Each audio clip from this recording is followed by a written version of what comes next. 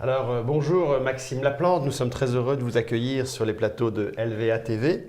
On a plusieurs sujets à aborder avec vous ce matin. Première capsule qu'on va voir avec vous, on veut parler un petit peu du contravers. Vous m'avez envoyé récemment votre contravers que vous aviez écrit en 2009. Exact. Alors, on parle souvent du rapport Pronovo 2008, là on parle du contravers 2009. Moi j'ai noté dedans que vous parlez en fait d'assouplir les règles des quotas, des plans conjoints, d'amener la relève au temps partiel, de mettre les vaches au pâturage, de réorienter la SRA sur les agriculteurs qui ont des fortunes personnelles de moins d'1 million.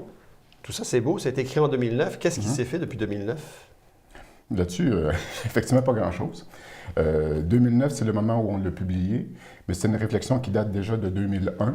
Lorsqu'on a fondé l'Union paysanne, il y avait déjà été question de ça, de revoir tout le mode de soutien agricole. L'essentiel, le principe du contravers, c'est qu'actuellement, le Canada ou même le Québec tient une position très schizophrénique sur le plan mondial. Fait qu'on dit, par exemple, on ferme les frontières pour protéger certains produits sensibles, que ce soit le lait, le poulet, les œufs, bref, nos produits sous quota. Et à côté de ça, on aimerait que les frontières des autres soient ouvertes pour qu'on puisse leur exporter du porc, du bœuf, du soya ou quoi que ce soit. Bon. Fait que tôt ou tard, ça ne tiendra pas de la route. Deuxièmement, l'OMC, dans les règles de libre-échange, stipule très clairement que toutes les subventions au volume de production, il va falloir que ça s'arrête, cette histoire-là. Bon, justement parce qu'on crée des distorsions. Et en agriculture, l'agriculture du Québec fait l'objet d'une facture assez imposante, autant au niveau fédéral que provincial. Donc, ça coûte quelque chose en argent du contribuable. Et on s'attend à quoi comme service? Quand on paye pour les médecins, bien, on s'attend à ce qu'après ça, il y ait un service médical qui soit à faire. Les gens se cassent une jambe ou il y a un problème de grippe, mais ils peuvent aller à l'hôpital et c'est couvert. Et le contravers prévoit en agriculture que si on paie pour une agriculture, on devrait avoir un retour. Et ce que les gens veulent avoir, c'est des produits de proximité, c'est d'occuper le territoire, protéger les ressources, et ça, c'est pas rémunéré. Mais ça, vous l'avez écrit donc, en 2001. Vous l'avez pensé en 2001 avec l'Union paysanne. Oui. Vous l'avez réécrit en 2009. Entre-temps, il y avait eu la commission Pronovo en 2008. Exact. Il s'est passé 20 ans. Il y a eu 8 ministres de l'Agriculture, pas depuis 20 ans, juste depuis 2008. Exact. Il y a eu 8 ministres de l'Agriculture, 3 fois le même d'ailleurs. Qu'est-ce qui s'est passé qui vous écoute? Pourquoi le message ne monte pas? Qu'est-ce qui bloque? Présentement, il n'y a qu'un seul interlocuteur, selon la loi, et qui est l'UPA, et qui continue à plaider le même. Oui, mais les politiciens, quand on leur parle, ils nous disent quand même, oui, mais on consulte, on appelle des fois l'Union paysanne, on appelle des fois Jacques Cartier. C'est ça, puis on réfléchit, puis on reporte les échéances, puis le rapport Pronovo n'a pas été vraiment appliqué non plus, à part quelques détails. Puis la politique bioalimentaire qui arrive, là, vous attendez donc des réponses depuis 2001, en fait. Mais est-ce que vous pensez qu'en 2018, vous aurez des réponses de 2001 ou 2009?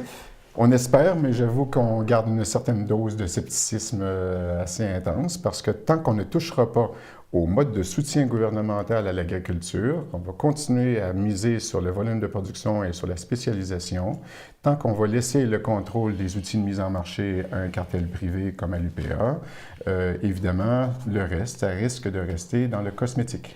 Monsieur, vous reparlez de l'UPA, puis j'ai vu, vous avez écrit hier un communiqué qui s'appelle « Il y a un éléphant dans nos campagnes ». D'ailleurs, Roméo, dans le livre qui sort le 28 mars, utilise aussi le terme « éléphant » pour parler de l'UPA. Alors, je ne sais pas pourquoi les gens le caractérisent, c'est l'image. Mais en fait, est-ce que c'est une peur, selon vous, que les politiciens ont face à cet éléphant, en fait? Ou qu'est-ce qui fait, en fait, que si vous êtes plusieurs, centaines ou milliers de producteurs, à vous plaindre de cette situation, qu'il n'y a pas de possibilité de bouger les choses sur le plan législatif? Il y a effectivement une crainte. Il y a un peu de la vieille croyance que les campagnes sont contrôlées par l'UPA. Mais je pense que ce système-là est révolu. Pas d'UPA, pas d'élection, c'est ça? C'est comme si c'était tout l'un ou l'autre, mais il y a pourtant moyen de fonctionner de façon différente. Moi, je pense que les partis politiques auraient intérêt à dire, écoutez, je pense qu'on devrait enfin appliquer la formule rente, enfin appliquer la liberté syndicale. Il y aurait 2, 3, 4 associations, comme c'est le cas partout sur la planète ou même en Ontario, on n'a pas besoin d'aller chercher loin. C'est pas la fin de la gestion de l'offre, au contraire, on peut la renouveler avec une diversité syndicale. Et les formations politiques aurait un appui dans les campagnes parce qu'il y a beaucoup d'agriculteurs, beaucoup de citoyens qui en ont marre du système de contrôle qu'exerce l'UPA actuellement, qui bloque la relève, qui cristallise le développement de l'agriculture, qui fait en sorte qu'on manque d'oxygène, pour citer Pronovo. Donc, il faut effectivement qu'il y ait un changement. D'où il va venir? Je pense qu'on a un appui avec la société civile également. C'est pas pour rien que l'Union paysanne, on a décidé de regrouper des agriculteurs et des simples citoyens, de façon à avoir une pression médiatique, une pression politique et publique dans ce dossier-là. Merci.